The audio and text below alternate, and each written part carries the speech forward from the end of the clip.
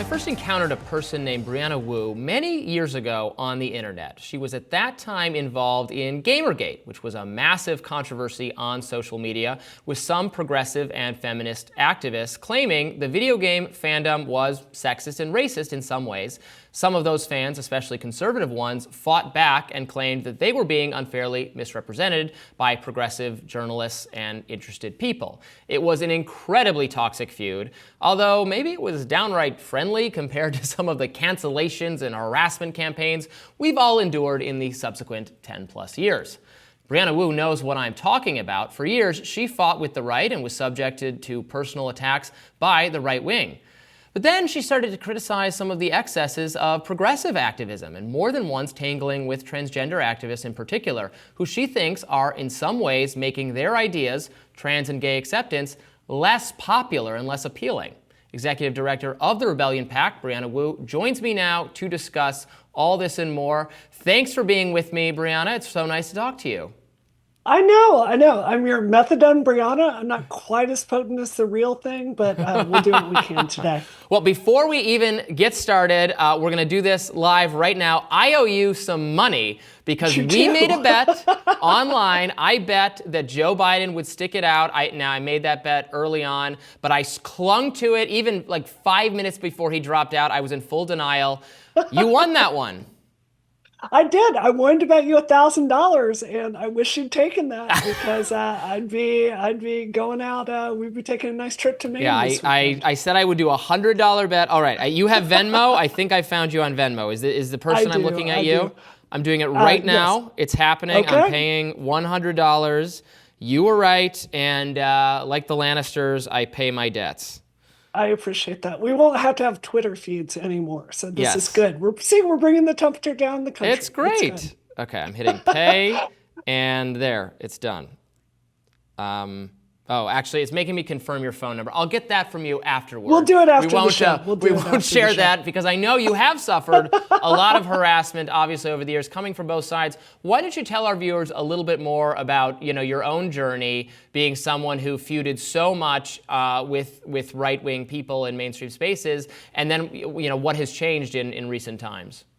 Sure. So, to be clear, there are many journalists, including the New York Times, that have said, the Gamergate playbook was adopted by Steve Bannon and the wider right wing.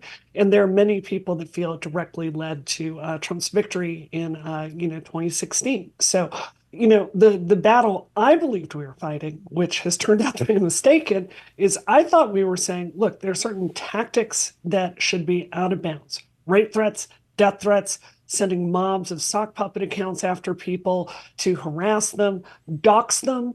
All these things are just not productive. They're poisonous for public discussion.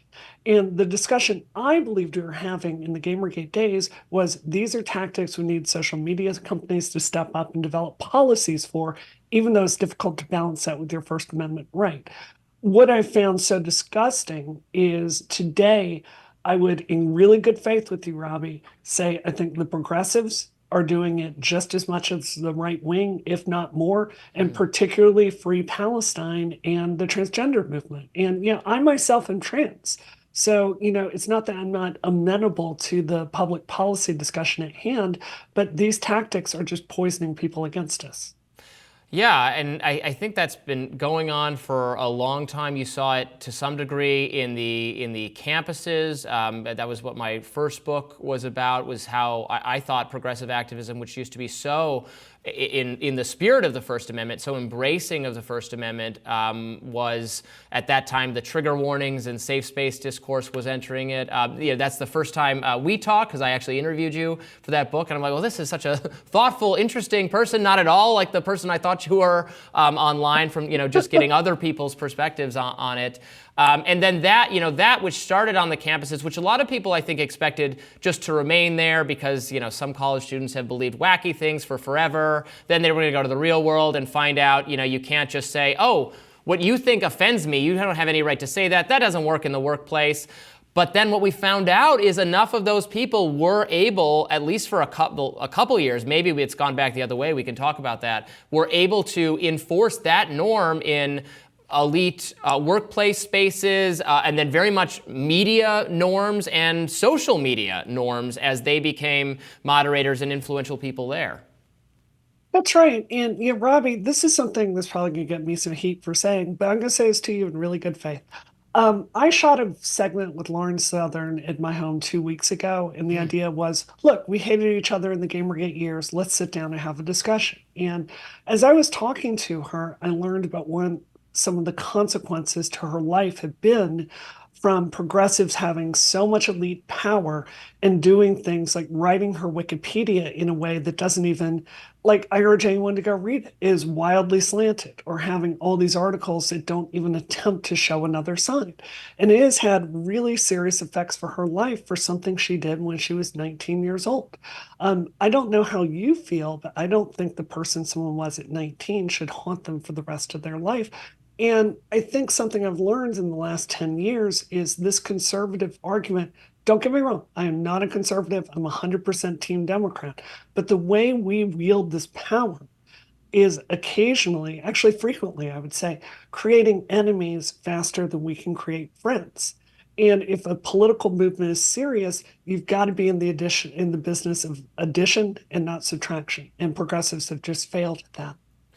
Yeah, and as you point out, it's not just progressives. This ease in which, and I do think this has abated somewhat, but for years, the height of cancel culture being like 2017, 2018, 2019, maybe.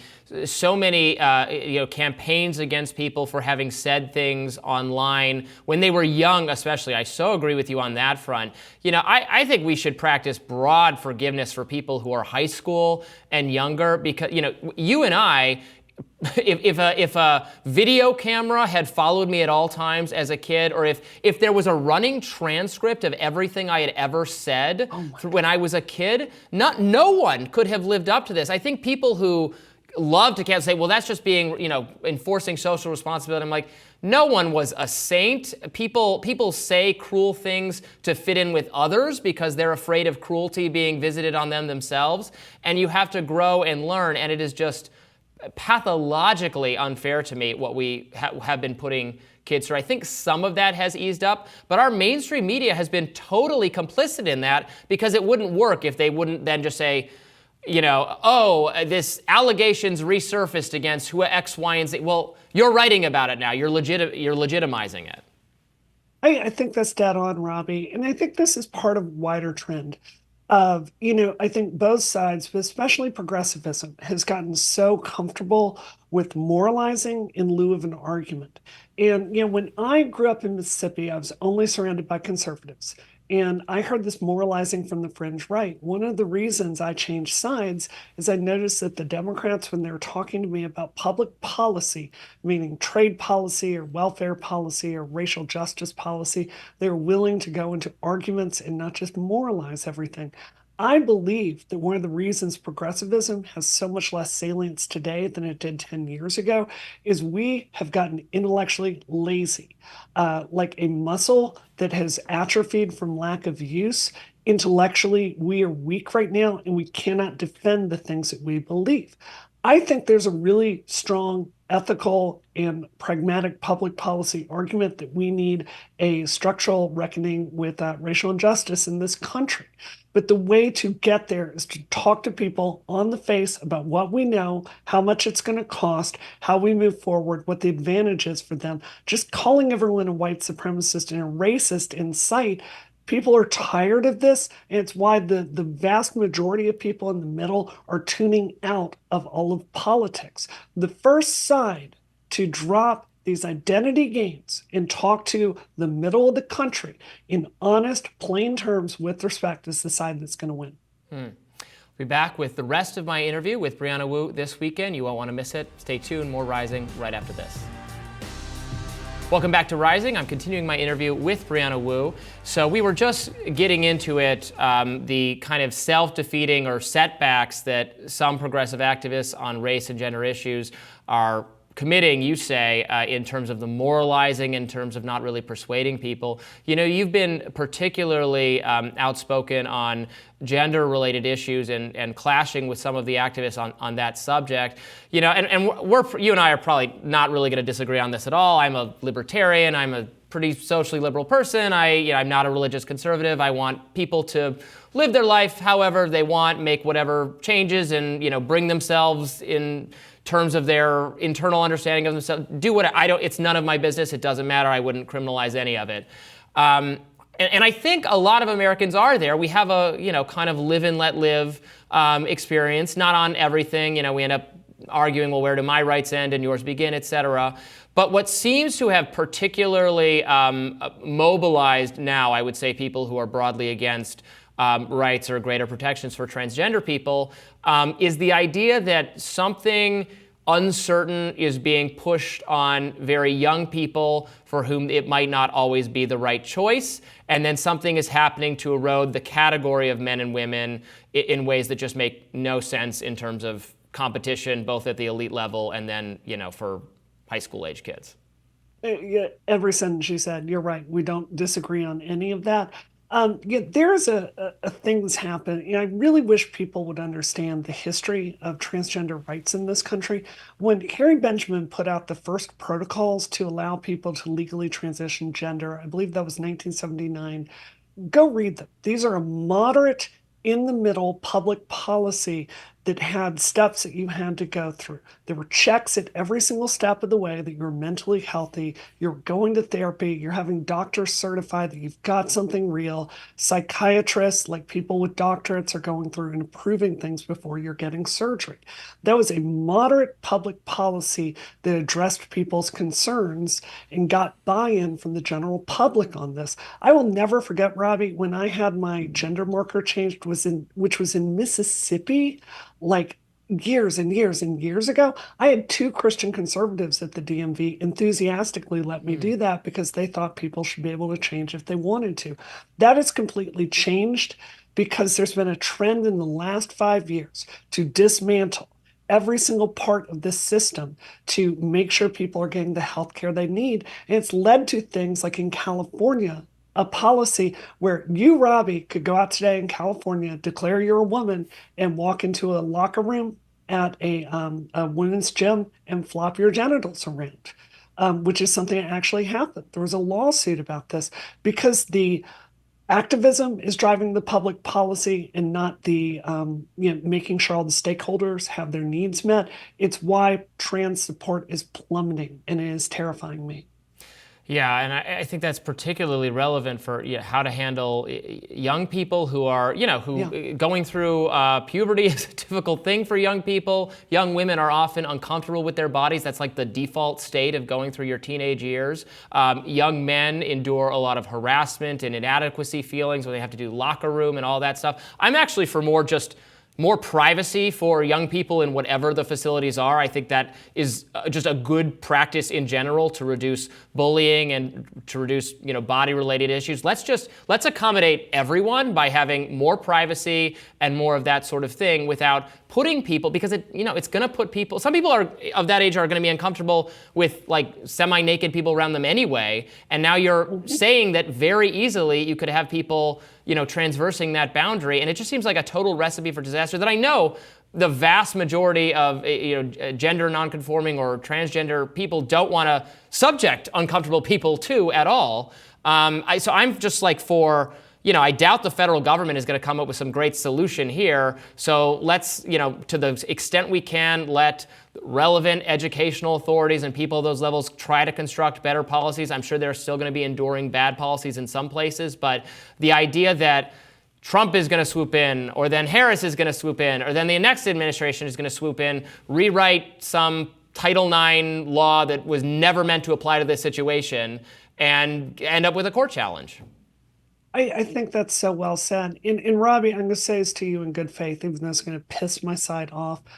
I'm not a child psychologist, but I am personally deeply unsure what the value is of going to these children and giving them books like The Gingerbread Person, like introducing ideas of create your own gender to them. I personally like go watch the video I put out a few days ago telling my story. I didn't need anyone to tell me that I felt like a girl. I have no memory of ever not feeling that way. It caused intense distress for me. I was telling my parents that from as soon as I could talk. So, I think that what is really happening and what the trans movement is doing that's so counterproductive is instead of talking to parents with respect and being transparent about what we know and what we don't know, which is a lot, we've tried to circumvent them. We've treated them like they're the enemy and they don't deserve to know about their child's condition at certain schools. And we're trying to make an end run around. And in the meanwhile, there are tons of normie parents out there in the country that have no issue with trans people. And their kid is coming to them and saying stuff like, I think I want to use they, them pronouns. And they're like, oh my God, does this mean they're going to have suicidal ideation? What do I need to be doing for my child? All of this I'm deeply unsure of the value, and I'm unsure of how this ends up in better public policy for trans people. I think we've got to get back to basics. We've got to stop trying to end run around parents, and we need to bring them in as stakeholders, in my view. What do you think of the current state of these issues as they apply to the presidential race? Obviously, Donald Trump is not someone that I personally believe is actually so socially conservative. He clearly does not actually object to or have any problem with gay people. I don't think he really has any problem with trans people either. Now, the Republican Party is very animated and active around culture war issues, certainly these days. And so there is a pressure to talk about those things in a certain way. And then, obviously a lot of people have moved into the Kamala Harris camp for feeling those people are vulnerable under maybe not Trump himself, but general Republican governance. It's all moved away, from my kind of, again, live and let live and don't judge other people and just make things legal and it's none of my business attitude. My ideology is losing out. But what do you make of these issues in terms of the national political race? Well, I think Trump often says two contradictory things. It's true that Trump actually has a history of supporting trans people. When he was running the Miss USA pageant, he actually had this was, I believe, like 2005. He had a big to-do where he came out and had an announcement if he was going to let trans women compete in that. Trans women in beauty pageants seems kind of goes against my feminist guts, but whatever. If you want to do that, more power to you. But I think the problem is he often says things that are contradictory. It's the people that he's surrounding himself with. Project 2025, of which many people in his campaign and I believe his administration have flat out said they want to ban this kind of healthcare. Robbie, when I go down to Florida, I have to make really sure I pack enough HRT down there because I can't be sure if I go to a pharmacist, I will be able to get this medication that I need to function. So this does have consequences. And for me as a trans person, that is a no-go. At the same time, I am really frustrated with the Democratic approach to this topic sometimes, which I feel is more ideological versus science-based. And I think if we're trying to get to the really substantive public policy that is going to help trans people, that has trans dignity at its core, I just think we need to have a far more honest conversation, and we're not there. And I hope no one, watching this thinks we're exaggerating the amount of, harassment and attacks you and people like you have gotten for just quibbling with the tactics of people on the progressive circle. I'm friends with, Jesse Singal and Katie Herzog. I've seen them facing some of that similar stuff, just for pointing out true facts about, for instance, some European countries have looked at the science or their practices around when the introduction of puberty blockers and those things, and they're conflicted and they didn't find a lot of really good evidence that this was great practice. Not saying that means it should never be done or it should be banned, but just you wanted to come up with a more solid or more robust scientific understanding, and the data didn't support it. And that's just science. That's just reality. And merely asserting that, again, it's fact that was the conclusion that these several European countries reached. Doesn't mean they're right. That's just what happened. For pointing that fact out, you, Jesse, Katie, people in this orbit have been subject to just insane levels of toxic hate. That's right. My account on Blue Sky is labeled a transphobic account if I go over there, which is with metadata, which is very surprising to me. I do want to just run a quick fact check. What the report found was there was not strong evidence for, but also not strong evidence Right. against. And in my view, what this means is symptomology drives treatment. So, and I think this is a huge problem. Like, if you have a child that is displaying 2 out of the 6 criteria for gender dysphoria, I probably wouldn't medically transition that child. If you have someone that has all 6 to the point they can't clinically function and they're having a major depressive episode and they don't have a comorbidity that could be driving all of this, I think that's the point where you might want to look at healthcare. So, all this stuff is complicated, and I think it's just flat out unethical to not level with parents. And this is the truth. If you're a parent out there with a gender diverse child, this is the truth. Every area of this is understudied. There are extremists on both sides that don't care about the science and they're trying to push their agenda. And when it comes to the non binary stuff, particularly, it's entirely understudied. And there's not great medical evidence that medical intervention on people that are non-binary, particularly in puberty, leads to outcomes that can be justified. So I don't know how you can have informed consent, particularly from children, if we can't just say that it's true, because it is.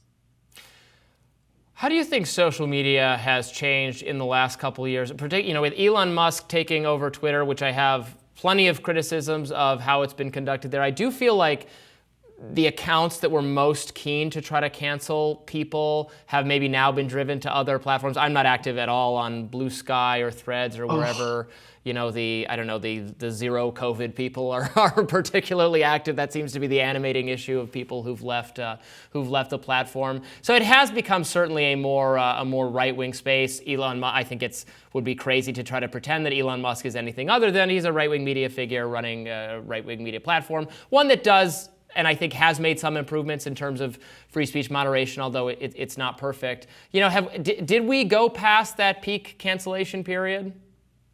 I want to be really honest and say, my shift more towards the middle was certainly helped by the fact that all of the extremists went somewhere else. These people that kind of policed me and bullied into never voicing opinions that were more moderate. That was factored by, Twitter. My failure of my congressional run in 2016 was in part, like, don't get me wrong, I was the candidate. I picked the choices. It's on me.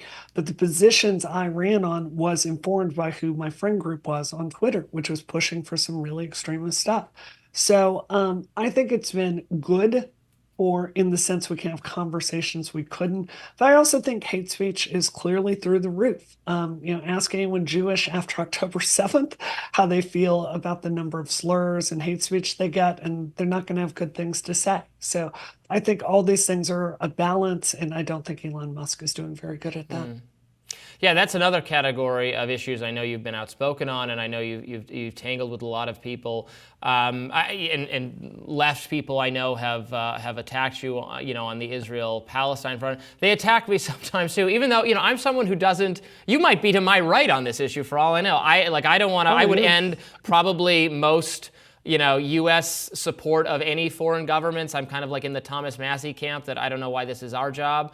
Now I have said that I agree that Israel was attacked, and any country attacked by a terrorist organization is just going to carry out an operation to eliminate a terrorist organization living on its borders. And while I support Palestinians having absolutely equal rights and freedom and their own state and their own self-governance, and I don't at all agree with what the Israeli administration has done to them, I simultaneously don't. If their leadership is a terrorist organization, no country with a superior army is going to allow a terrorist organization to run a hostile area on its borders, and we can't seem to get past that point.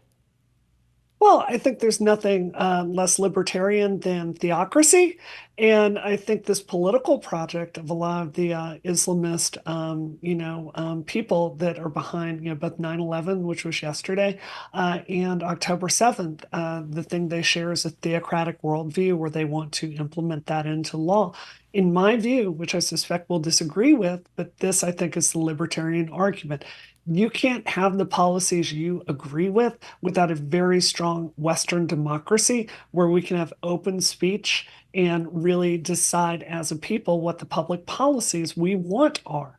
So I think it is in our interest to ally with Israel because we are next on the chopping block. This is not benign, and I really urge my friends on the left and the progressive side to understand this theocratic political project is not our friend. The things they've done to women are abhorrent. The things they do to gay people and trans people are abhorrent, and they fundamentally don't believe in the values that brought you your right in the first place. So, I understand it's very popular in queer circles to hate America, but America's the country that gave you more rights in history than anything that came before that, and maybe a little appreciation is due. Yeah, I hear that, and I agree with a lot of it. I've become skeptical, I guess, of the U.S. government. I'm skeptical of the U.S. government's ability to do all sorts of positive things domestically. So I'm similarly skeptical that some of our involvements in other places in the world, even if I would like to, in an ideal world, they would be more aligned with Western values of tolerance and freedom of speech and all those things. I've just come so skeptical of the American, project of making that so through military force rather than markets and persuasion and everything else. Markets are one of our best tools, and this is, in my view, one of the strongest arguments for foreign aid. This kind of tipping the playing field on markets and getting outcomes that are beneficial to us. So I think this comes back to, because I want to address the cynicism that you're talking about head on, because what my experience has been in the last couple of years, as I've made more and more of a break with progressivism, is, in the 2016 era, I could see that MAGA had lost its mind and was divorced from reality. And now that, in my view, it's Are you progressives trying to that tell have me lost their Haitians mind. are not eating cats in the streets of Ohio? What I'm are you not seeing saying? evidence I find compelling about that. But at the same time, as progressives, you can see video out there of them praising Iran as though they are the hero and America is evil, which I don't think there's a credible argument for that. So what I think the way forward and to fix this country, and maybe I'm idealistic about this, Robbie, but I think people like you and I should be better friends. And I think we should talk to each other more. And I think we should realize you and I are serious public policy actors. They're willing to talk about things based in fact and try to arrive at the right conclusions. I have so much more in common with you than some fringe, transgender progressivist that believes Iran is a better government than our own country. And I think it's time for all of us to put down the extremism and start talking to our neighbors again. And I think that's how we get America back on track. You and I also like a lot of the same video games, so we can always, we'll always have that. Brianna Wu, thank you so much for joining us here at Rising. We appreciate it. We'll do it again? Yes, absolutely.